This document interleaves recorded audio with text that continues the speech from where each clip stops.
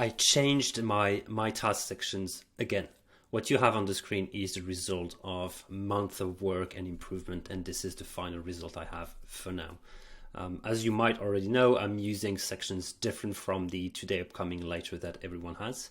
I have been customizing them for a long time now. The first section I have is the meeting section. It hosts any task that represents a meeting for that specific day.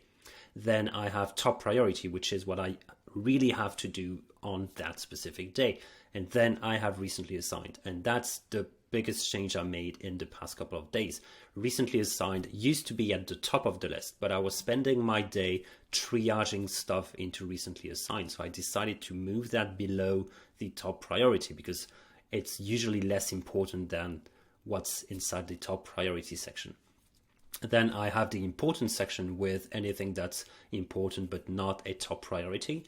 And I created a new section yesterday I called post sales because we were having too many leads and too many clients to deal with. So we decided to slow down a little bit. So I moved into that specific section, anything related to sales, and tomorrow or after tomorrow I will probably start dealing with them again. And then I have the secondary section for anything that is not a top priority and not important, just a secondary priority. And then I have the regular later section.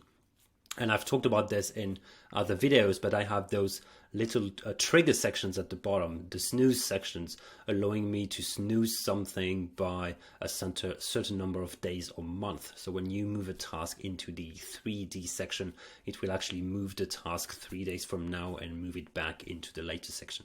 And I have this for tomorrow, 3 days, 10 days, 1 month, and 3 months. I hope this helps.